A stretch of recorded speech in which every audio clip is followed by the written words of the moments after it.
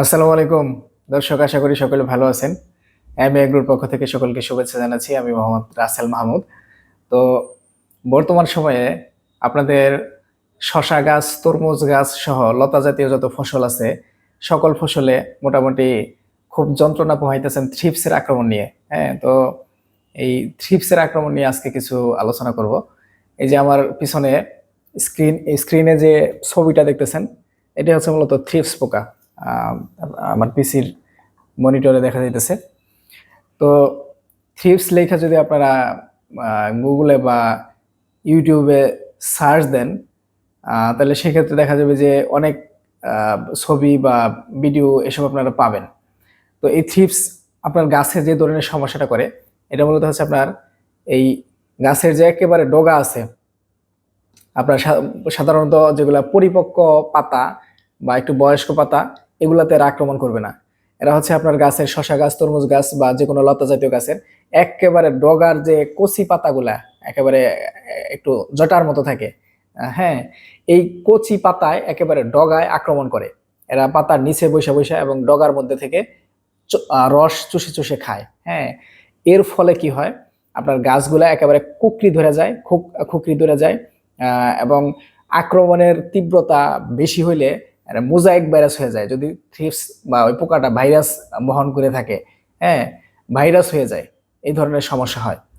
তো এটা বেশি দেখা যায় আপনার হচ্ছে তরমুজ গাছে এবং হচ্ছে আপনার শশা গাছে।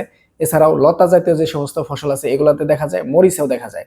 মানে সহজ কথা বলতে গেলে আমরা যে সমস্ত কৃষি কাজ করি, যেগুলা চাষবাস করি, সকল কিছুতেই মোটামুটি থ্রিপসের আক্রমণ হয়। তো এখন আমাদের দেশে এই থ্রিপসের প্রাদুর্ভাব বেশি কেন সেটা একটু আলোচনা করি। যে দীর্ঘদিন যদি আপনার ড্রাই সিজন থাকে, দীর্ঘদিন বৃষ্টি হইতেছে না, শুধু রোদ রোদ রোদ রোদ, খরা খরা খরা, এরকম। তো এরকম ড্রাই সিজন থাকলে আপনার এই পোকাগুলার বংশবৃদ্ধি এবং হচ্ছে গাছপালায় আক্রমণের যে বিষয়টা, এটা মানে সহজ হয়ে যায়। এরা খুব সহজেই বংশবৃদ্ধি করতে পারে এবং হচ্ছে আপনার গাছে আক্রমণ করতে পারে। যখন আপনার হচ্ছে নিয়মিত বৃষ্টি এবং রোদ হবে, মানে এই কয়েকদিন রোদ থাকতেছে তারপরে বৃষ্টি হইতেছে, এরকম যদি আবহাওয়া যখন হবে, তখন আপনার এই থ্রিপস বলেন, সাদামাছি বলেন, মানে আমাদের গাছে যে সমস্ত পোকাগুলো আক্রমণ করে, এগুলা প্রাকৃতিক ভাবেই দমন হয়ে যায় বা নিয়ন্ত্রণ হয়ে যায়। কিন্তু যে সময় আপনার দীর্ঘদিন এরকম ড্রাই সিজন থাকে, তখন হচ্ছে এই পোকাগুলা খুব উৎপাত করে। আবার দীর্ঘদিন যখন বৃষ্টি থাকে, তখন দেখা যায় যে ছত্রাক, ব্যাকটেরিয়া এইসবে উৎপাত করে। হ্যাঁ, তো কোনো রকম মানে কোনো একক আবহাওয়া আমাদের ফসলের জন্য বা পরিবেশের জন্য ভালো না। রোদ বৃষ্টি এরকম হলে ভালো।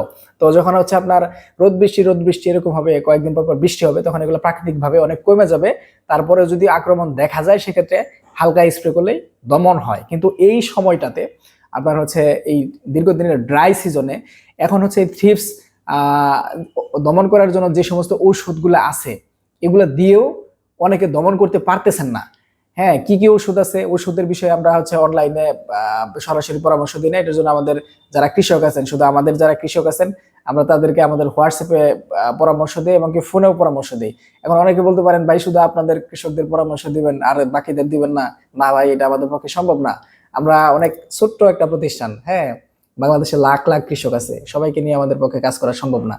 আমরা যত যা কিছুই করি যে সকল কৃষক আমাদের হবে, আমাদের কাছ থেকে পরামর্শ নিব, সবাইকে আমরা পরামর্শ দিব, এটা আমাদের পক্ষে সম্ভব না।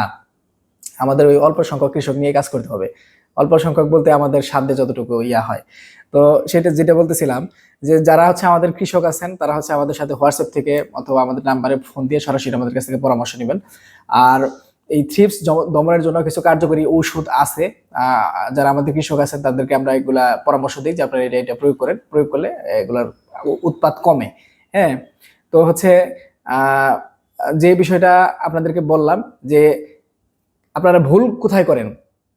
যেমন ধরেন যে আপনার হচ্ছে একটা জমিতে পানি লাগবে 10 লিটার, মানে থ্রিপস বা যে কোনো পোকা দমনে পানি লাগবে 10 লিটার বা 15 লিটার, আপনারা সেখানে পর্যাপ্ত পরিমাণ পানি দিতেছেন না। মানে স্প্রে যে লিকুইডটা গোলাইতেছেন ওষুধ দিয়ে, সেটা পর্যাপ্ত পরিমাণে দিতেছেন না, যার কারণে আপনারা পোকা দমন করতে পারেন না, যে কোনো পোকা, থ্রিপস বা সাদামাছি।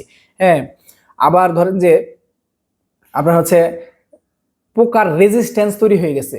রেজিস্ট্যান্স বুঝেন, ধরেন আপনার জমিতে থ্রিপস আছে, আপনি ওষুধ দেন, তারপরে মরে না। কিরে মরে না কেন, ব্যাপার কি?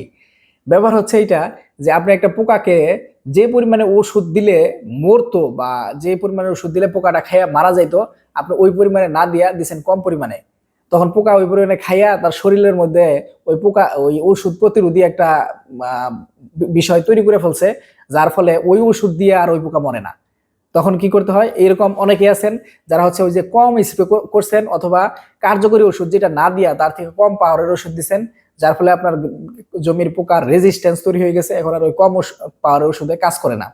এজন্য প্রথমেই যখন আপনারা স্প্রে করবেন তখন ভালো মতো স্প্রে করবেন। প্রথম কথা হচ্ছে এইটা যে কম পাওয়ারের ওষুধ দিয়ে যদি স্প্রে করেন ভালো মতো স্প্রে করবেন।